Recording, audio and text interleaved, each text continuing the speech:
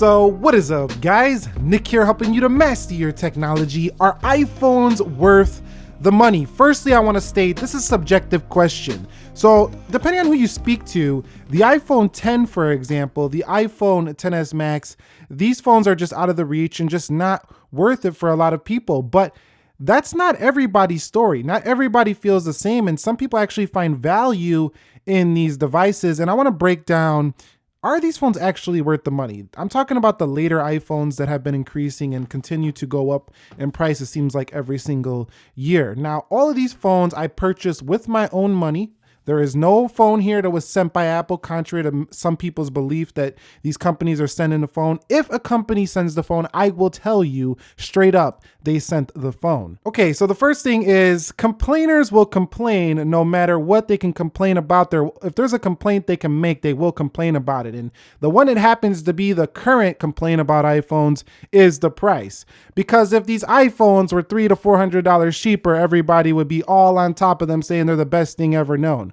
So the iPhone's biggest complaint right now is the price, but it depends on who you speak to if this is actually a legitimate complaint. Now, yes, the trend, like I said, it's going up. Smartphones are going up. So it's legitimate if you're comparing it to cheaper devices. However, Apple doesn't want to play in those cheap budget arena devices. They want to be seen as the premium brand, and they're doing exactly that. In addition, other smartphone companies are starting to follow suit with these prices and nearing the $1,000 mark. And you're going to see this from even companies like Huawei as well with their upcoming Mate 30 Pro later this year. It's more than likely going to have a $1,000 price tag. So while Apple typically starts it and then other companies follow, they're not the only ones doing this. In terms of the price, if all you do is text message and make a phone call, well then, yes, they're probably not worth the money. But for somebody who wants to go ahead and take some excellent photography for a blog, they want to start a YouTube channel, they want to do some Instagram marketing or something, they want to do something to be creative with their device, you get an excellent camera in the iPhone that doesn't really require any skill to get some professional results. All you have to really do is hold yourself steady when you're taking a shot and shoot that shot, frame it correctly, and you're good to go. I mean, the photos are going to look just about as good as something like a $1,000 point and shoot camera, like a Sony RX100 Mark V, for example. So if you take a lot of photography and video, this can be very worth it for you. Another reason that it could be worth it is if you're running your business mostly on the go, you need something super powerful in your pocket, then the iPhone can do that. It's got some of the best apps on the market for this kind of stuff. And it's got the A12 Bionic, which is as fast as like a MacBook processor. Although you can't take advantage of it with multitasking, split screen. I get that. It's still a phone that's going to run just about perfect day to day in terms of performance and having some incredibly useful, productive applications. So the iPhone, depending on who you speak to, can be worth the price and cannot be worth the price. So just understand what you're going to do with your phone. But to just say the iPhone's not worth it because of the price is just simply a subjective opinion that you have, but it's also not the opinion of the next person who can actually find value in their iPhone. And that's not a justification. This is a real thing. There's some business people out there who absolutely love what their iPhone 10s can do for them. And then there's people out there who don't want to pay for more than $300 for a phone and will complain all day about how they can't get it, even though they're just being negative to themselves and they could just save up or, try to make it a goal to get something you actually desire. They'll just complain about it and just say it's horrible, even though deep down they really desire it. Back to the hardware itself. The meticulous design of the iPhone is one of the reasons why I think a lot of people still value buying an iPhone regardless of the price point. You can just see it in the attention to detail that Apple puts on their devices. It's spot on. Like, you can tell that they pay attention to every little aspect of the phone. Now, one phone that really has kind of, made me be like, scratch my head a little bit, was at the bottom of the iPhone XR. The screws are a little bit off on the lightning port. They're a little bit higher than Apple's usual, where they're perfectly aligned with the phone itself. But still, you can tell that even on the XR, they did not really skimp on design. This phone feels just as premium as the other devices. So they have a meticulous attention to detail. They've always had this since the original iPhone. And I think one thing people don't think about that the iPhone does really well is they pay attention to how comfortable the phone feels in the hand, especially with these newer ones. The curved corners right here the flat sides. It just has a great feel overall in terms of ergonomically speaking. Now, one thing about them is they're quite heavy, so you can feel them in your hand, especially on the XS Max, weighing over 200 grams. It's a heavy phone, but the smaller iPhone 10 is ergonomically sound. It's just an excellent feel in the hand. It has a substantial feel, which is right on track with Apple's goals of feeling like the most premium phone out there. So yes, I think they nail it when it comes to being meticulous on the detail, and it's something I appreciate about my iPhone. Now, while iPhone sales have been slowing, Apple's processor performance continues to rise. So I think one of the reasons why these phones have reached a point where they have broken $1,000 with ease is because of the internals that these phones are getting. Apple knows very well that their phones are going to last 3 to 5 years with ease. They know this, and that's why they charge the premium for it. That's one of the reasons. Of course, they want to charge a premium to make a profit. Of course, they got a lot of employees to pay. In addition, they want to keep their company growing. But at the same time, when you're putting some groundbreaking chip technology in your smartphones, it's going to come at the cost of a consumer. Now, I can tell you right now, as a MacBook, iMac user, as well as Chromebook, Windows user, these phones are more powerful than most laptops out there. Just as powerful feeling as my MacBook Pro in the sense of performance. Now, again, you have desktop grade, laptop grade applications you cannot, of course, run on iOS. I get that point. So before you say you can't do that, well, you can actually use a keyboard on any phone that has Bluetooth. There's Bluetooth keyboards available. So you can use the Bluetooth you want on your phone. The fact of what I'm saying is just how like a MacBook performs well every day, this thing does too as well. And there's actual proof of the iPhone processor performance being that good. Apple sells an iPad. In 2018, they came out with this iPad that many people bought over the Christmas holiday shopping season.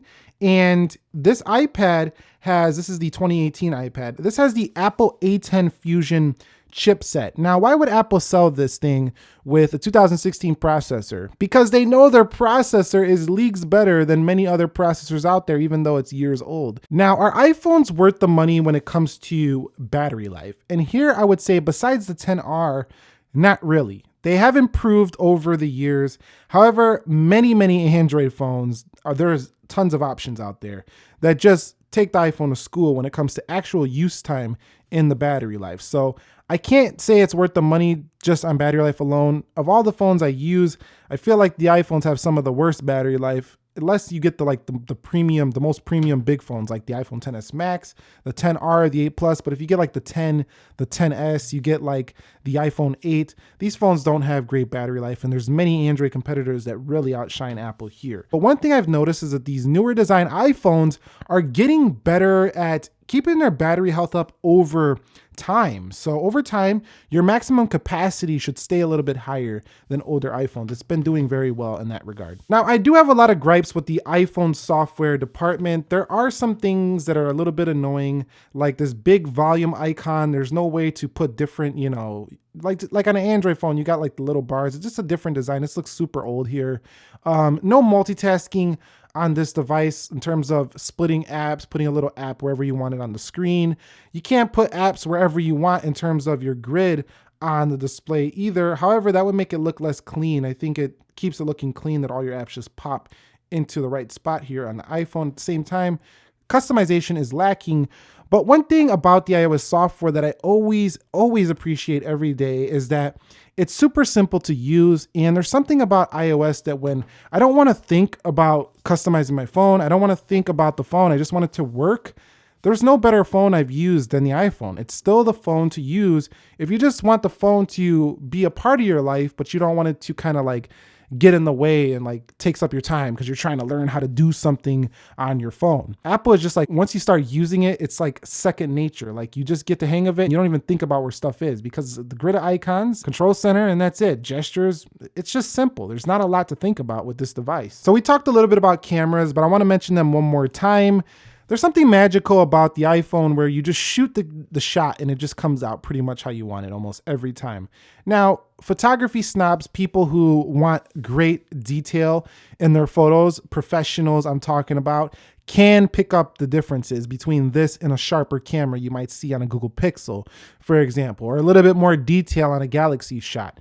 The iPhone does something really well though. What it does is it has very good color accuracy, very good skin tones, and kind of gives you that photo that you're looking for without oversaturation, without too much detail, over sharpening. It's just kind of a solid photo every time you take the shot. So that's one thing I really like about the iPhone. I pull it out, kind of like with the software. You don't even have to think about it. You just open the camera, take your shot, and you're good. It's a good photo as long as you framed it correctly. Now, one area where Apple is still crushing it, and I think many will not disagree here, is Apple's customer support. Now, I deal with a lot of different companies when it comes to these tech products. Now, the reason I'm saying this is because anytime there's an issue, you go in the store, the employees are most of the time super friendly. One thing I will say is Apple has some very big restrictions on third-party repairs. So sometimes you will pay a little bit more to the Apple store, sometimes a lot more than you'll pay to a third-party person who knows how to fix phones. At the same time, it's going to be a good experience getting your phone fixed. Okay, so here is the number one reason why Apple phones are worth the money. The biggest reason is the longevity of usage, but not just the simple, okay, Apple phones last a long time, Nick, I know this thing already. There's something else I want to point out. Apple keeps their product line very consistent. Now, what I mean by that is that they don't make as many phones as some other companies out there, and they don't make phones that are vastly superior instead of releasing and then just like releases it and then there's other crappy phones in the Apple lineup. For example, when Apple launched the iPhone 10, yes, it was vastly different in design. It was newer than the 8 Plus, but what it didn't do is it didn't make iPhone 8 Plus users feel like they had a crap phone. They still had the A11 CPU. They still had a dual camera, pretty much the same type of camera. They still had 4G LTE, just like this phone this didn't come out with 5G, nothing like that. So really it was like, do you like this design or you like this design? Still, it's a pretty consistent experience besides gestures and design. Now in 2018, again, the 10R, the 10S Max, the 10S, 3 phones here. They all have a very consistent experience. It just depends. Do you want the best of the best? Do you want the entry level or do you want to pay $1,000? So I like how Apple does that. I think it's actually a good thing for customers that don't want to feel like they're getting ripped off if they get one phone over the other. Now, let's switch gears. If you get a Samsung Galaxy S10 Plus, for example, you already bought one. The S10 5G with the 4th camera on the rear comes out like April 5th or something like that, exclusive to Verizon, not available on every carrier, which is pretty lame because that means it's not accessible to all at the start. The Galaxy Fold is going to come out. Most people are not going to buy that, but Samsung still has a better option of phones than the ones that just launched. And this is what I'm saying. I get this feeling a lot more when buying Android. So those are my reasons why the iPhone is worth the money, contrary to popular belief that, oh, they're too... And you know what's funny? I want to tell you the truth here. There's 1,000 reasons you can say not to buy an iPhone. And the biggest one is the price. And I don't think iPhones are for everyone, but I do think they have enough options that no matter what price point you're looking for, you can find something with that Apple logo on it. So if you want to try an iPhone, this doesn't mean that you have to, but if you want to use an iPhone, there's many ways. You don't have to get the latest iPhone to have iOS 12, to have the latest software on your device. The next thing I wanted to say is that, remember, when people on the media are just saying, oh, it's too much, you should get something cheaper, it's funny they're saying that because there's multiple different things they don't say, like how you can trade in your old device or how there's multiple subsidies. You don't hear this much when they're complaining about the price, how there's a multitude of different ways to get an iPhone. It's not like everybody's going to go out and buy this thing full-blown cash. Lastly, the same people that are feeding you the media, telling you you should get something cheaper, blah, blah, blah. These are the same people that are using the iPhone themselves. Your quote-unquote leaders are the same ones sitting back on the latest iPhone. The hypocrisy, it's just insane. They're sitting back on the latest iPhone, typing away on their MacBook Pros, and they're telling you to buy some cheaper, crappy phone because you can find better price point for an iPhone. Yet they themselves are using the iPhone themselves. This is why I always tell you in my videos, I use both platforms and I do like the iPhone and I do like Android, but I'm not going to sit here and tell you to buy a crappier phone just because of the price of the iPhone. And I couldn't do that because that would be lacking integrity. To me, it would be dishonest. And I think there's actual legitimate reasons to invest in an iPhone. Look at this thing like an investment. Now, I wouldn't say go and buy 4 of them like you see on the table. I make videos on phones, so I got these phones, but I'm not saying go buy 17 iPhones. That's just ridiculous. But if you get an iPhone, trade it in, get $450 off on the next iPhone. You don't even got to pay close to the price of an iPhone. So that's it. We kind of went on a little rant here. Are iPhones worth the money?